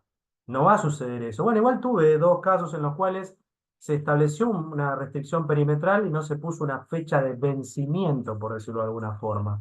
Caso hipercomplejo, hipercomplejo. Pero en la mayoría de los casos las medidas tienen un vencimiento, ¿sí? A veces suelen ser, no sé, 45 días, 90 días, 100 días, 120 días, 180 días en algunos casos, ¿sí? Tal vez las más complejas o las más gravosas pueden ser de esa cantidad de tiempo. Por tanto, los juzgados lo que van a visualizar o lo que van a corroborar o verificar es cuál es el plazo de esa medida. Si ese plazo de perimetral está vigente, lo más probable es que el progenitor que está reclamando la comunicación no se pueda acercar a la casa. ¿Por qué? Se puede acercar y la verdad que sí, estamos, chicos, somos todos adultos, sí que se puede acercar, pero ¿qué pasa? Puede tener un gran problema. Si tiene una restricción de perímetro y dice que no se puede acercar por 300 metros, por 500 metros al domicilio, esta persona se acerca no sé, a la puerta de la casa, ¿qué es lo que potencialmente puede llegar a suceder? Puede no suceder, pero sí puede.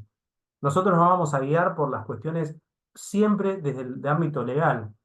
Pueden pasar un millón de cosas, pero ¿qué pasa? La ley nos está indicando, la ley, o en este caso, su señoría, establece una restricción por una determinada cantidad de tiempo. Y esta persona se acerca para efectivizar una comunicación, por lo tanto, viola esta perimetral. ¿Qué puede pasar, chicos? Por favor, díganme ustedes. Sí, ahí está, ahí lo dijeron, lo acaban de mencionar, perfecto. Sí, sí, por supuesto, hay una desobediencia.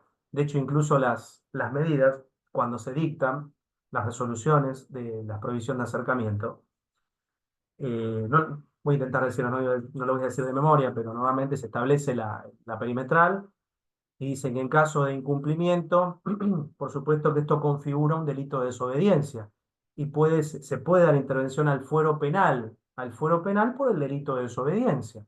Por eso hay que informarles a los patrocinados, a las personas, la importancia de cumplir las medidas o las restricciones perimetrales, ¿sí? En algunos casos también aplican multas a 30, bueno, sí, sí, también está bueno mencionarlo.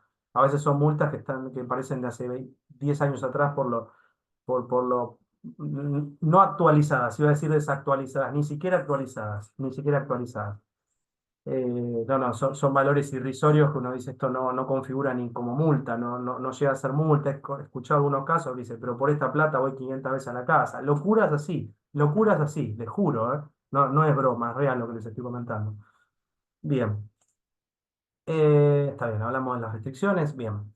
Hay situaciones excepcionales en las cuales transitoriamente se exija que el contacto materno o paterno-filial se concrete en la residencia principal del niño o de los niños.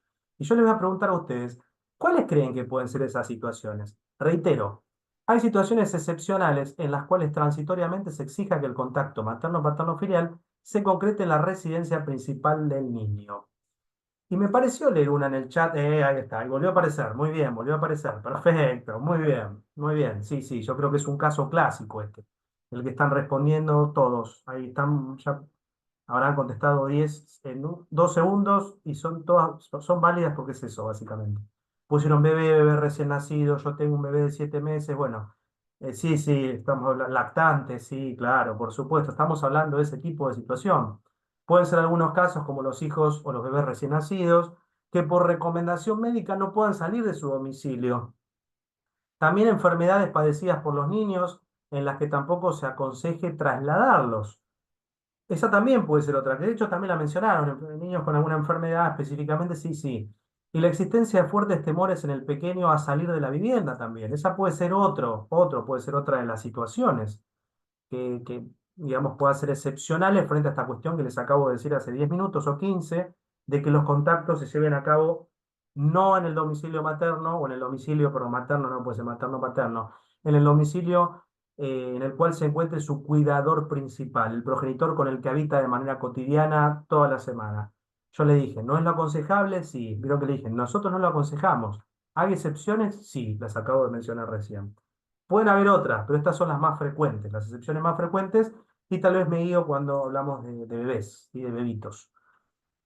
Hace no mucho tiempo me ha tocado también ser padre y cuando veo una criaturita bebé recién nacido no puede generarte la ternura y decir no puedo exponerlo a una situación no hay posibilidad, no hay ni la menor de las chances de exponerlo a una situación que le pueda generar un perjuicio, ya sea de salud principalmente. Se trata de una criaturita muy pequeña e indefensa.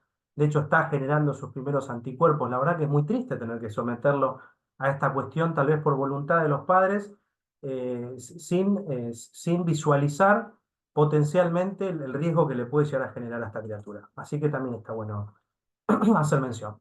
Bueno, si se dieran estos eventos y sin perjuicio de adoptarse los recaudos para remover las circunstancias negativas que se presentan, constituirá un deber del otro padre proporcionar en su residencia el mayor aislamiento posible, de manera que el progenitor que concurre al encuentro y su hijo puedan conectarse a solas de un modo espontáneo y lograr así la intimidad deseada.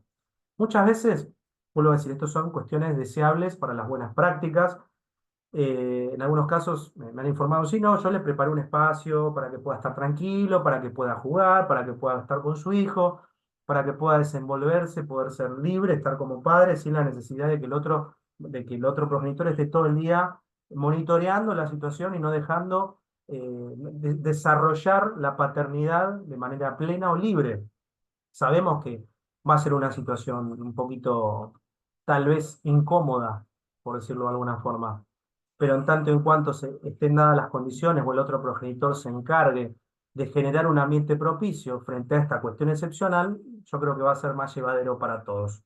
Va a ser más llevadero para el progenitor que está solicitando las visitas, para el otro progenitor que fue demandado y principalmente para el niño, porque siempre, en todos los casos, en todas las situaciones vamos a poner al niño como el eje de toda la cuestión, ¿sí? El niño es el que tiene que salir siempre beneficiado, el niño tiene que disfrutar de esta comunicación, el niño la tiene que pasar bien, el niño tiene que estar bien cuidado y amparado por ambos progenitores. Así que vamos a poner el foco allí, siempre. Bien. ¿Quién va a ser el juez competente? En cuestiones relativas al régimen de comunicación, es competente el juez correspondiente al lugar donde el niño vive efectivamente. ¿Qué artículo nos indica esto? El artículo 716 del Código Civil y Comercial. ¿Qué nos dice? El juez del lugar donde la persona menor de edad tiene su centro de vida. Este va a ser el juez competente. Y cuando hablamos del centro de vida, es imposible no mencionar la palabra o la terminología del cuidado personal. Independientemente que el cuidado personal sea compartido, esto significa que ambos progenitores toman las decisiones de la vida cotidiana de su hijo o de sus hijos, siempre tiene que haber, o lo deseable es que haya un centro de vida, siempre tiene que haber un centro de vida. ¿Sí? Las decisiones son de ambos, pero el niño tiene residencia principal en el domicilio materno o tiene su centro de vida en el domicilio materno. Por lo cual, sí, sí, es importante mencionar esta cuestión del centro de vida y al ya tener un centro de vida, el juez que va a intervenir o el juez competente va a ser el juez de esa jurisdicción, en la jurisdicción o el lugar de residencia principal del niño. ¿Sí? Dicho de otras palabras, así es donde nosotros como letrados vamos a poder iniciar el expediente o ingresar la demanda. Ya no de manera presencial, obvio, sino a través del sistema de presentaciones y notificaciones electrónicas. Se hace todo a través de ese portal. En inicio de causas cargamos toda la documentación pertinente en formato PDF junto con las planillas de inicio, la solicitud de inicio, la ampliación de los motivos, la demanda, lo que fuera necesario, lo presentamos en la receptoría que corresponda a la jurisdicción que les acabo de mencionar recién, correspondiente al centro de vida del hijo, ¿sí? O del niño o de los niños. Bien, les pregunto, porque ya estamos al 70%, un poquito más, les pregunto, ¿hasta aquí venimos bien, chicos? ¿Se viene entendiendo toda la temática? ¿Venimos bien hasta acá? ¿Sí? Perfecto, buenísimo. Perfecto, excelente. Vamos bien entonces. Muchas gracias, vamos bien entonces. Bueno, seguimos. Bueno, yo tengo anotado o apuntado la cuestión del síndrome de alienación parental que alguien puso ahí, SAP, casualmente son mis iniciales, parece mentira. Pero bueno, el famoso síndrome de alienación parental, que nosotros lo mencionamos y es recontra cuestionado, hasta casi puedo ser hasta casi censurable, hasta casi me podrían cancelar si hablo del síndrome de alienación parental. Estoy exagerando, no va a pasar. Pero muchos de los profesionales de la interdisciplina, en muchos casos los psiquiatras, están totalmente en desacuerdo. Dicen que esto no existe. No existe el síndrome de alienación parental. Tendrá otro nombre, no será un síndrome de alienación parental, será otra cosa, tendrá otro nombre distinto. Para muchos de nosotros sí existe. Yo soy uno de los que piensa que existe, no tal vez como con esta terminología de síndrome de alienación parental, tendrá otro nombre. ¿En qué consiste? Lo vamos a ver de manera somera. Este se produce en los casos en los cuales se quiebra la pareja conyugal o convivencial que han tenido hijos en común y acontece específicamente en los supuestos en el que uno de sus padres, en forma abierta o encubierta, actúa de un modo destructivo con el objeto, consciente o inconsciente, de alejar, y en ese sentido se dice alienar o indisponer a los hijos contra el propio o contra el otro padre, ¿sí? Se trata de una injustificada campaña de denigración y descalificación en la que quedan envueltos los niños o adolescentes que, de esta manera, se convierten en voceros del llamado progenitor alienante. Esta última expresión se utiliza para calificar una conducta destinada a excluir a un padre de la vida de relación del hijo en común. ¿Les suena, chicos, esto? A mí me recontra suena, me recontra suena. Tristemente lo tengo que decir, lo tengo que decir. Eh, sí, sí, opinamos lo mismo, yo opino lo mismo. Eh, bueno, después, por supuesto, esto lo ponemos a debate de psiquiatras que dicen no es una locura, esto no es un síndrome, en realidad no existe porque no tiene los caracteres propios de un síndrome. Yo creo que lo atacan desde ese punto, lo atacan desde ese punto, pero podemos hablar de una, yo diría, una campaña de denigración, me gusta un poquito más, una campaña de denigración de un progenitor respecto al otro progenitor, al otro padre, a la figura paterna o materna en algunos casos, y lo que hacen justamente es excluir a un progenitor de sus hijos, ¿sí? Bien, o de la relación que ellos tienen. Bueno, hubo mucho debate acerca de la existencia o inexistencia del mismo, como hablamos recién, por parte de otros profesionales, entre ellos psiquiatras, psicólogos. Algo que estamos seguros, y en esto me hago cargo, es que esta es una forma de abuso que ejerce el progenitor alienante sobre su hijo, y con el pretexto de protegerlo de los males que le pueda causar el otro. Sí, yo creo que con eso quiero cerrar ese tema. Sí, no quiero hablar mucho más que eso. ¿Me llegan a ver bien, Peren, porque me parece que se está compartiendo. Oh, a ver, un minuto. Un minutito. Si está Manuel allí del sector de graduados, a ver, no sé si estás por allí, Manuel, no sé si, o estoy mal yo, se está reproduciendo, puede ser una pantalla, no es la mía, obviamente, ¿no? Puede ser, alguien está compartiendo pantalla, me parece. Así que vamos a ver si eso lo podemos llegar a solucionar. A ver, vamos a solucionar, así por ahí no se confunden, a ver si se puede. Ahí está, lo saqué. ¿Estamos bien ahí? Ahí hemos vuelto. Sí, hemos vuelto. Excelente. Bueno, me quedo más tranquilo. Bueno, estábamos hablando de esta cuestión del síndrome de alienación parental, que hablamos que es una forma de abuso con el pretexto de protegerlo y de los males que le pueda causar en el otro. Sí hubo una jornada sobre el síndrome de alienación parental. Sí, sí, vi que lo colocaron, no lo voy a negar porque esto es algo de público conocimiento. Muy controversial en algunos puntos. Hay un grupo de docentes que indican o indicamos que sí, tal vez tendrá otro nombre. Yo lo voy a decir una campaña para denigrar al otro progenitor. Vamos a decirlo de esa forma para no meternos en una discusión o en decir si existe o no existe, o existe como tal o no existe como tal. Por supuesto que resulta inadmisible que el niño se convierta en un instrumento para que un padre lastime al otro, porque eso es lo que sucede, utilizando al niño o adolescente en beneficio propio, con consecuencias nefastas para su desarrollo psíquico y emocional, en particular si estamos ante hijos de corta edad, ¿no?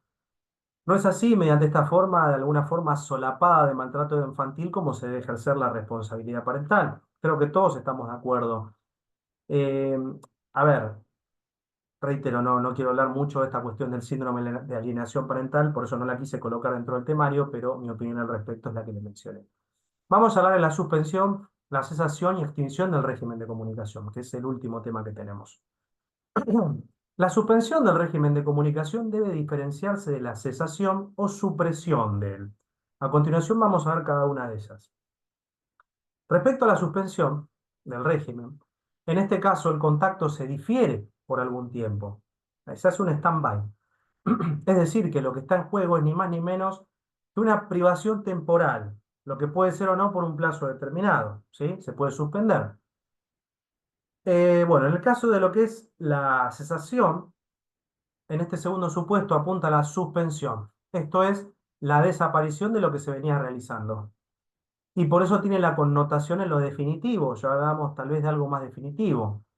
Al par que su opuesto, lo provisorio, es el rasgo que caracteriza la suspensión. Si la suspensión parece de carácter provisorio y la cesación ya parece algo más definitivo.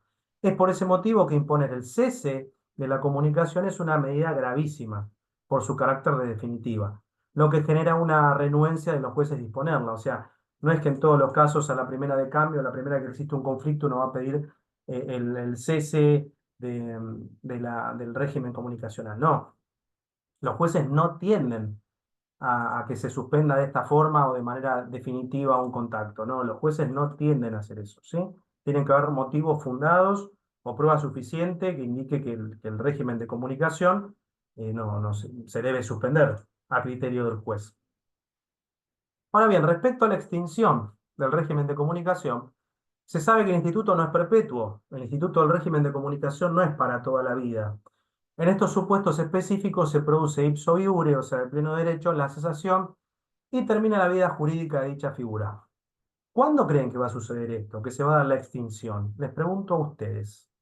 ¿Cuándo creen que se va a dar esta extinción del Instituto de Régimen de Comunicación o Derecho de Comunicación? Perfecto. Sí, exactamente. Bien, bien lo que colocaron. Puede suceder cuando el hijo alcanza la mayoría de edad a los 18 años. También se da cuando el cuidado personal unilateral o principal del hijo se transfiere al padre que venía cumpliendo el régimen de comunicación, situación en la que éste quedará a favor del otro progenitor. Me ha sucedido, me ha sucedido. Hace muchos años atrás, en algunos casos decían la vieja reversión de tenencia. Hoy ya sabemos que es un error tras de otro llamarlo así, porque hablamos del cuidado personal.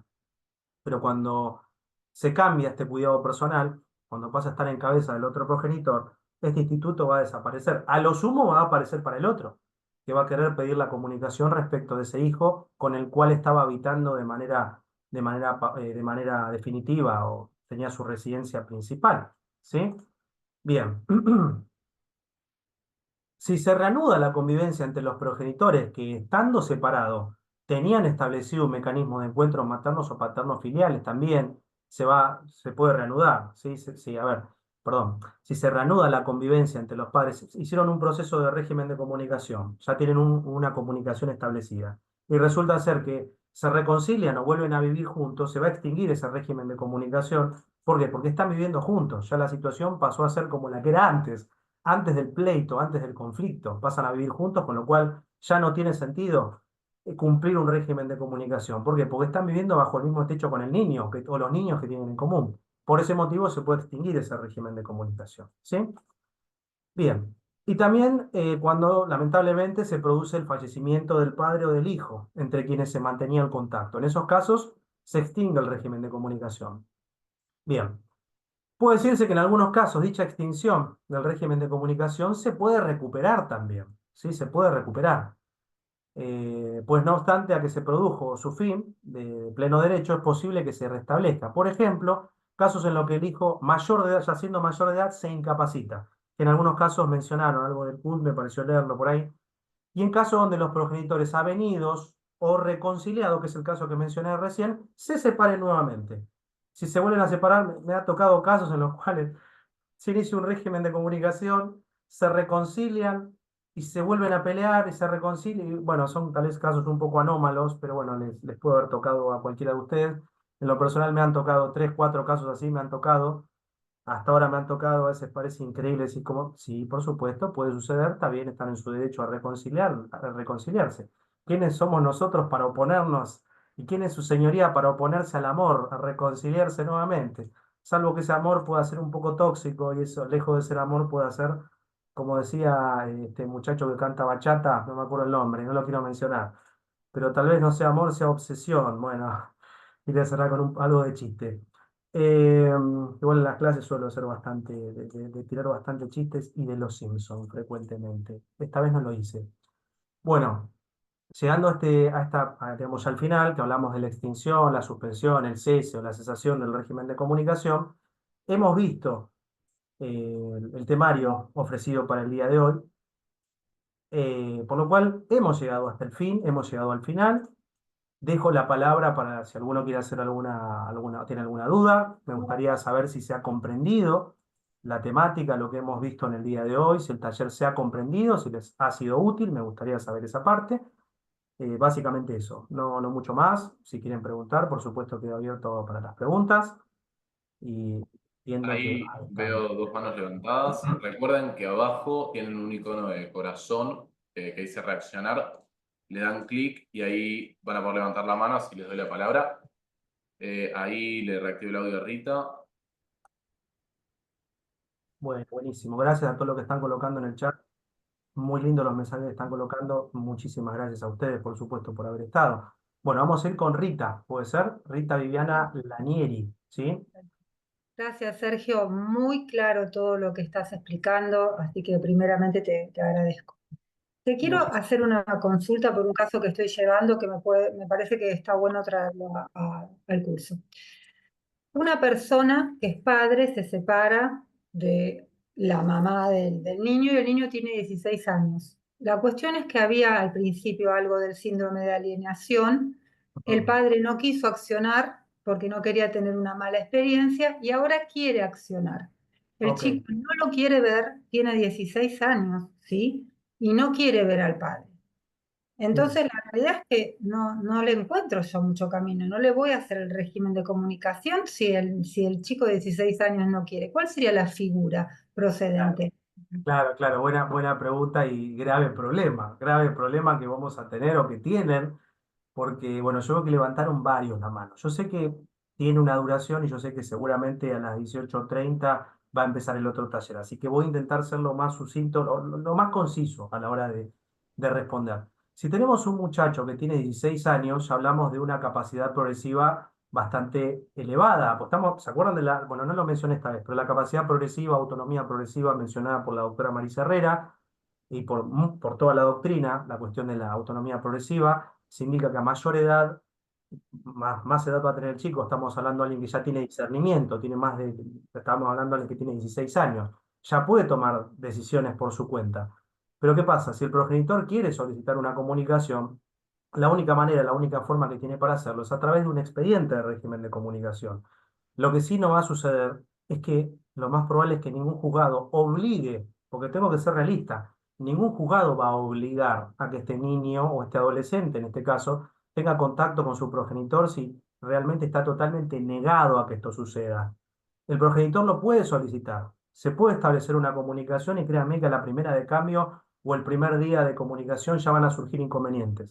Posiblemente del otro lado diga, no, el nene no quiere, no quiere, no hay forma, no lo voy a obligar, no lo voy a obligar porque dice que no, por lo cual incumplen. Caemos en un incumplimiento, caemos en una denuncia por incumplimiento, posiblemente los vuelven a convocar, posiblemente indiquen que tienen que hacer un espacio terapéutico, los integren a un espacio terapéutico o soliciten que en un plazo determinado puedan acreditar un espacio terapéutico, que inicien un espacio terapéutico. Es frecuente que suceda eso. Pero lo que sí les digo que muchos jueces y consejeros de familia dicen, ya a los 14, 15 años los chicos ya se manejan por su cuenta. De hecho, hay regímenes de comunicación establecidos y cuando los chicos son adolescentes, después lo cumplen cuando quieren. Tengo que ser realista en ese punto. Y más se van acercando a la adultez. Esto es más frecuente que suceda. ¿Por qué? Porque tienen sus salidas, tienen su núcleo de amistad, de amigos, de conocidos, de familiares, y ya muchas veces, lo ideal sería que por supuesto tengan contacto, pero no muchas veces se puede efectivizar por la edad y el grado de madurez que ellos tienen. O sea que el progenitor puede accionar. Después lo que se tendrá que solicitar, vuelvo a decir, en realidad es para hablarlo más largo y tendido, no nos da el tiempo, pero puede que intervenga un equipo técnico interdisciplinario o la figura del abogado del niño, porque todavía lo puede hacer, ya es adolescente, tranquilamente lo puede llegar a hacer. ¿Sí? O sea que toma nota de eso, tal vez pueda ser de utilidad. ¿Sí, Rita? Una cosa más que te agrego y te dejo. El chico no va al colegio por decisión de la mamá. La mamá Ah, decidió que vaya al colegio. Ahí sí él bueno. puede poner sus puntos. No va al colegio, no hizo el secundario. Y para mí eso ya es una falta grave. Eso lo tendrá que mencionar el progenitor. Me imagino que eso lo va a tener que mencionar el progenitor. No es algo que vaya a solucionar específicamente en ese caso, pero es un llamado de atención grave el hecho de que no fomenten la educación, de que no promuevan a que el chico termine algo básico como la educación secundaria, pues ya casi es básico, como la educación secundaria. O sea que tal vez te tengas que apuntar en esas cuestiones en curso al pedido, me parece a mí, ¿sí? Una materia de categorizar porque no existe eso. O sea, No, en realidad no hay. Por supuesto que dentro de las carátulas existentes no hay, y bueno, y se tendrá que iniciar, se tendrá que manifestar, o a lo sumo manifestar en el propio expediente de régimen de comunicación, manifestar esa circunstancia para que sea tenido en cuenta y entre en órbita de conocimiento del juez, ¿sí? Eso es lo que deberías hacer. bien, gracias. No, por favor. Vamos con Alejandra y después con Paola. Dale. Ahí le doy la palabra a Alejandra. Muy bien, Alejandra, te escuchamos. Y buenas tardes. Mire, yo quisiera saber, porque antes de, por ejemplo, de solicitar la perimetral, porque había un impedimento de contacto, eh, se tenía que llevar una audiencia a cabo. Sí. Esa audiencia no se pudo celebrar y se hizo en forma virtual sin que la otra persona se presente. Y al día de hoy, el abogado de la parte demandada se la pasa interponiendo recursos hasta llevarlos a la Cámara. Mm. Entonces, ¿cómo se sale de esa situación cuando esto sucede? O sea, no sé por qué, porque en definitiva era virtual, no era presencial. En ningún momento se pidió la presencialidad. Claro. He Entonces, tenido, sí, sí, esta, mm, sí. ¿cómo? Perdón. No, no, que he tenido casos de esas características donde dicen, bueno, pero hay una perimetral, pero lo están haciendo virtual a la audiencia.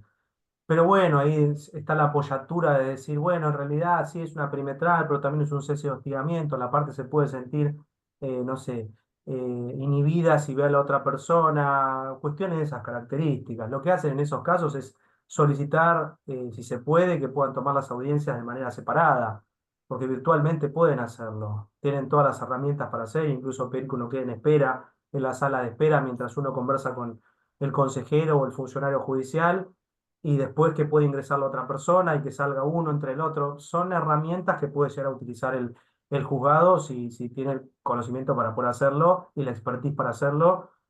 Les digo porque he tenido casos de esa naturaleza, donde existen perimetrales, restricciones de una a otra, renovadas, y bueno, está esa posibilidad de hacerlo de esa manera. Ahora bien, si hay recursos Sí, sentados por todos lados, y bueno, seguramente el juzgado debe estar más en intentar resolver el recurso o la Cámara de Apelación, y bueno, hay instancias que necesariamente se tienen que efectivizar y se tienen que culminar. A lo sumo tendrás que presentar en el expediente esa cuestión, de que se resuelva la cuestión principal, pero hay que ver qué es lo que está apelando. Yo no, a ver, no te puedo decir así por arriba, porque apela a cualquier cosa. No, no, apela a cualquier cosa y busca excusas de cualquier cosa, ¿en porque qué juzgado la está? parte ¿En qué juzgado está tramitando? en ¿Provincia o el capital? 87. Ah, Capital Federal, qué raro, che, que en Capital se presten Sí, y para estas encima cuestiones. le dan en apoyatura, porque cuando, digamos, más o menos cesó el problema, no se le interpuso, no se le siguió interponiendo perimetrales a la parte demandada. Entonces, este que hizo con el abogado defensor que tenía, digamos que le dobló la perimetral y, y la perimetral fue hacia la actora. Bien. Entonces, Mirá qué interesante, te suspendo, Alejandra. Hay uno de las chicas dice que se ve que trabaja allí y te está pasando el número. Así que toma nota de eso, toma nota de eso. Interesante. ¿cómo no escuché bien? ¿Cómo? Lee el chat, Alejandra, lee el chat, fíjate A ahí que ver. me parece que es muy interesante, ¿sí? Que tal vez pueda llegar a ser una posible solución a tu conflicto, ¿sí? Así que tenlo presente, ¿sí? No sé si lo has podido observar. Bueno, calculo que sí. Bueno, vamos con Paola Figueroa. Vamos a... Ahí le doy la palabra. Perfecto. ¿Qué tal? ¿Cómo están? Buenas tardes a todos. Doctor, le hago una preguntita. Yo tengo un caso donde un progenitor es de provincia, el otro progenitor es de capital y el Sí, menor vive en provincia, centro de vida provincia. se inicia en provincia. Ahora, ahora bien, los progenitores hacen un acuerdo privado de régimen de comunicación acá en Capital, en mi oficina de Capital Federal. Ajá, sí. Ese convenio que se hace Se acá en ejecuta en Capital, capital. Se ejecuta en capital o donde hayan colocado. Pues generalmente hay una de las cláusulas, en realidad se llama plan de parentalidad. Si en ese sí, plan de parentalidad colocaron una cláusula donde habla de la jurisdicción, se van a tener que guiar por la jurisdicción indicada en ese plan de parentalidad. Muchas veces, perfecto. frente a los inconvenientes, va a ser competente el tribunal o el juzgado de la ciudad autónoma. Entonces ese convenio lo puedo homologar acá en Capital Federal. Sí, se puede homologar o se puede ejecutar o lo que fuera, pero sí, sí, homologar. Perfecto, pero siempre y cuando esté la cláusula Claro, por supuesto. establecida. Por Perfecto. supuesto. Muchísimas gracias, muy clara Ah, la clase. bueno, muchísimas gracias. Hasta luego. Hasta luego. Bueno, ahí le doy la palabra a Fabiana. Y Bien. quedan varias más, así que les pido que sean lo más puntuales posibles en la Cortito y al pie. consulta. Bien, bien, bien. Yo por mí me quedo, pero yo entiendo que por supuesto los tiempos No, igual un apremian. ratito más nos podemos quedar Claro, claro, obvio. fácilmente. Bueno, Fabiana, te escuchamos. Hola, ¿qué tal? Buenas tardes. Tardes. Eh, la clase estuvo buena, en parte tenemos los conocimientos que nos has dado y hemos sido parte del cambio de un código al otro, con lo cual con estas nuevas formas y nuevos nombres estamos acá. Yo Bien. tengo puntualmente un papá que es padre de una hija que hoy tiene ya más de 18 con CUD, Ujú, sí, cuya madre está divorciado hace mucho tiempo y tenemos un régimen de comunicación que lo hicimos cuando la nena era chica, claro. pero a su vez el señor se casó nuevamente y tenemos una nena pequeñita. Sí. Y el señor hoy está atravesando una situación de salud bastante complicada. Cada 2 por 3 se va a hacer exámenes y me lo dejan adentro un par de semanas, meses, está con afecciones cardíacas, que eso lo complica mucho. Ajá. Entonces, hablando la vez pasada, lo que él pretendía era tratar de volver a revincularse con esa hija grande con CUD que no pudo, y a su Ujú. vez, porque la chiquitita que sabe que tiene una hermana más grande, Que la puedo quiere conocer. Bien, verse, quiere conocerla, quiere tener una hermana, ¿está? bien. Yo la cité a la chica a mediación. Obviamente la carta volvió, no pasó nada. Sí, Entonces, yo ahora iba a plantear una cuestión en tribunales, obviamente iba a pasar a la instancia judicial. El tema Obvio. es, Sí, como vos bien decías, nosotros sabemos que a partir de que los chicos son adolescentes, la sí, verdad es que su señoría nos dice el pibe no quiere, el pibe no quiere, la verdad que no nos dan mucha tal cual. cuestión. En este caso, la hija grande ya es mayor de edad. Si bien Sí, tiene por un CUD, supuesto. entiendo que no hay una determinación de capacidad ni nada, con lo cual es más o menos lidiar un poco con la pared. Entonces, ¿esto es viable? ¿Hay jurisprudencia? Porque tengo dos cuestiones. El papá, enfermo, que no quisiera Ujú. que la próxima vez que llamemos a la nena sea venite porque estamos en otra circunstancia y dejamos de estar internados. Y además tengo la hermana chiquitita, que también tiene derechos. Eso es lo más importante en todo esto. Sí, La sí, sí, hermana chiquita totalmente. también tiene derechos. Entonces, no, estuve investigando un poco, no encontré mucho fallo. Claro, no, Y es me algo. encuentro con esto, como vos decís, viste, que el juzgado, la verdad que cuando son chicos adolescentes, el juzgado te mira como diciendo, sí, doctora, no moleste. Claro, un Entonces, poco lo libra lo que eh, dice a la opinión del adolescente. Sí, sí, muchas veces, sí, por supuesto que a ver, se los tiene que escuchar y la opinión debe ser tenida en cuenta. Más cuando se trata de chicos que ya tienen, de alguna forma se trata de adolescentes de discernimiento. En este caso hablamos de alguien mayor de edad con un carnet de discapacidad, básicamente, que tiene una discapacidad específica. Así que bueno, en esos casos yo entiendo que el régimen de comunicación. Si se inició un régimen de comunicación, si es capital federal, estimo que debe ser capital federal, debe haber iniciado a través de una mediación familiar obligatoria, a través de tuvo que haber sido una mediación, por lo que deduzco se envió la carta de documento, esa carta de documento pudo haber sido rechazada, nunca la pudo haber recibido, o bien la pudo haber recibido y no presentarse en la audiencia. Por tal motivo, lo que sucede se inicia un proceso, porque evidentemente hay una ausencia injustificada o hay una negativa de parte de uno de los progenitores en querer arribar a un acuerdo, ni siquiera conversar. Por lo tanto, para mí se tiene que proceder con un derecho de comunicación, ¿no? O sea, en este caso es un derecho de comunicación. Se puede proceder incluso este progenitor, sí, e incluso me animo a decir, en representación de su otra hija menor de edad, también pienso yo que lo puede llegar a hacer, con este objeto de que sus dos hermanos o medias hermanas se puedan llegar a contactar. Yo creo, por supuesto, es compleja la situación. Si uno lo tiene que plantear judicialmente, lo puede hacer. Yo entiendo que no tendría que haber ningún impedimento para que así sea. Y habría que plantear toda la situación, incluso ver la posibilidad de pedir algún régimen de comunicación, aunque sea provisorio, lo que fuera, sea un régimen de comunicación que se hizo cuando la nena era chica, yo creo que eso de alguna manera se tiene que actualizar también, porque las condiciones de vida van cambiando, los tiempos van cambiando, las necesidades van cambiando, y me parece que eso es lo que se debería hacer. Yo que en tu lugar me manejaría de esa forma, Fabiana, ¿sí? Ojalá que puedas tener suerte, por supuesto, porque depende mucho del criterio del juzgado, ¿sí?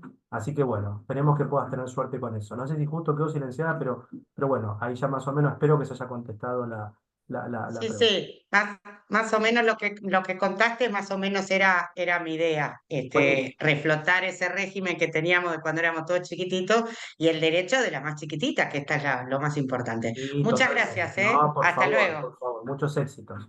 Bueno, Yamila Quintero, Sí, vamos a la escuchar. palabra. Hola, ¿Cómo ¿qué es? tal? Buenas tardes. Sí, voy a tratar de ser rápida. Quería preguntar si el progenitor que tiene el cuidado principal o centro de vida del menor puede reclamar la comunicación con el progenitor no conviviente, si ella está legitimada para hacer esa acción. A ver, repetí, pues no llegué a escuchar, me salió cortado. ¿Cómo dijiste? Bien, si el progenitor que tiene el cuidado principal del menor puede Sí. reclamar de forma activa que el otro progenitor el derecho de comunicación, perdón. Ahí me. Sí, muy buena pregunta, muy buena pregunta. Yo incluso la dije dentro de la clase, la dije. Sí, no Sí me lo quedó muy puede hacer, claro. sí lo puede hacer, sí lo puede hacer. Como poder lo puede hacer. En representación de su hija o hijo menor de edad puede. Pero nos vamos a encontrar con una situación práctica muy compleja. ¿Por qué? Porque lo va a solicitar. Ahora bien, solicitar pareciera ser que estamos pidiéndole al padre que vea a su hijo. Y ahí nos encontramos ya también en una órbita de la voluntad del otro progenitor. Lo deseable sería que el otro, en principio, si el otro progenitor no tiene contacto, lo lógico sería que el padre o el padre, vamos a decir, pida la comunicación con su hijo. Si eso no pasa, parece que vamos a buscar constreñir al otro progenitor y decirle, dale, la tenés que ver, por lo cual necesito que la veas. ¿Y qué puede pasar acá? Los juzgados generalmente dicen, esto es muy triste, pero no van a obligar a un progenitor a tener contacto con sus hijos. No lo van a obligar. Esto tendría que nacer de la voluntad de los progenitores. Lo deseable es que un progenitor normal, dentro de las condiciones normales, quiera tener contacto con su hijo. La realidad nos indica que no muchas veces los padres quieren tener contacto, vaya a saber los motivos, a veces por una cuestión de venganza hacia el otro progenitor, que es lo más triste que existe. Yo creo que no hay nada más triste que eso, de que tal vez por bronca, por venganza, por situaciones, mezclen los temas, mezclen las situaciones y dentro de esta cuestión de la mezcolanza que estoy hablando salga perjudicado el hijo o los niños. Poder lo puede solicitar. A lo sumo tendrás que aventurarte en solicitar una comunicación, pero ten presente que puede suceder esto que te digo, ¿sí? Los convocarán a una audiencia de etapa previa o un capital federal, una mediación, y bueno, y se tendrán que debatir las cuestiones. A lo sumo, si eso no llegara a ocurrir, a lo sumo la progenitora podrá pedir el cuidado unilateral. Tal vez podés aventurarte por ese punto, tal vez. En caso de que yo haga el planteo y me sea favorable, ¿hay algún Sí. tipo de sanción en caso de que el otro Para progenitor mí, no cumpla? No, porque no para se lo mí, puede no, negar. para mí, a lo sumo podrás pedir algún tipo, si hay ya porque sería obligarlo a tener una, bueno, es terrible, es cuestionable y hasta polémico lo que estoy diciendo, es polémico lo que estoy diciendo. Estaríamos obligando a un padre a tener contacto con un hijo que tal vez no quiere tener comunicación con un hijo. Lo estoy diciendo Claro. brusco y es súper cuestionable la forma en la que lo estoy diciendo, pero se imaginan el ánimo con el que lo digo. No lo estoy diciendo de mala fe, en absoluto, estoy siendo directo. ¿Qué va a No, pasar? porque generalmente, perdón, a veces, no sé, dice, bueno, lo va a buscar a las 5 de la tarde y lo trae a las 10 de la noche, por decir un ejemplo. Y Sí, después no pasa, no lo va a buscar y la madre se tenía que ir a trabajar y de repente claro, sí, quedó clavada con el nene. yo creo que a lo sumo tendrás que pedir alguna sanción de tipo unas 30, entiendo que tal vez Bien, por ese lado, tal vez, ¿sí? bien, y hay que ver si me hacen lugar. Tal cual, lo que vas a tener que hacer es intimarlo, pienso yo, a que dé estricto cumplimiento al régimen de comunicación acordado bajo apercibimiento y bueno, y ahí veremos, ¿sí? Perfecto. Muchísimas gracias. Buenísimo, Yamila, que andes bien, suerte. Alemente. Gracias. Ahí Eugenio, le nos doy la quedan los palabra a últimos Eugenia. dos. Sí, solo quedan dos preguntitas. Bien, Hola, buenas tardes, Doc, buenas tardes. presente de la clase. Una Gracias. pregunta breve. Tengo un caso de un papá que hace 5 años que no ve a su hijo, provincia de Buenos Aires. Se quiere lograr la revinculación. Hubo denuncias entre ambos de violencia. El problema es que iniciamos una comunicación y la madre no recibe, cuando va al oficial notificador, no recibe la cédula, con lo cual ya pedimos el cierre de la etapa previa para que el proceso continúe, pero la madre no recibe la cédula, con lo cual estoy un poco perdida de cómo continuar más allá de que el proceso continúe y vaya para sentencia. Claro. Bueno, lo que suele suceder en esos casos es lo siguiente. Es muy frecuente que el notificador no pueda llegar al domicilio, ya sea porque lo encuentra cerrado, porque no vive nadie en ese domicilio, porque no encuentra las calles, las entrecalles, porque no encuentra la famosa chapa municipal. Dice, el lugar no tiene chapa municipal. Ella no recibe la cédula. Digamos, ahí Bueno, está. si no la recibe y ese es el domicilio donde está viviendo, lo que vas a tener que hacer es solicitar una cédula bajo responsabilidad de la parte actora. Eso es lo que vas a tener que hacer. Eso quería saber. O sea, Cortito el asunto. bien, Como diría, creo que era Ivo Cucharías, ¿no? No sé el nombre, el apellido ese.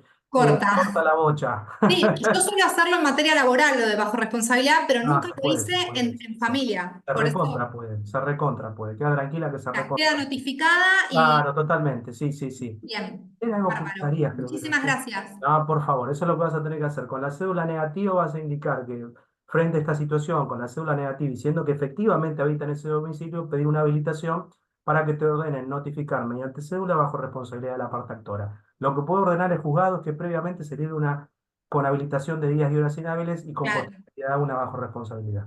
Si no, hay perfecto, otras más, como por ejemplo pedir un oficio al RENAPER, verificar la dirección y un montón de cosas que ya podemos hacer. perfecto. Entendidísimo. Gracias. Muy De amable. nada, suerte. Gracias. Vamos con Celina al final, Y llegamos al la final. última preguntita, ahí le doy la palabra. Fueron varias preguntas ahora que Ahí lo pienso. estoy. Sí. Buenas Bueno, tardes, ¿qué tal? muy bien. Sergio, una consulta. Tengo un régimen de comunicación ante firmas, no lo homologamos por una cuestión de costos.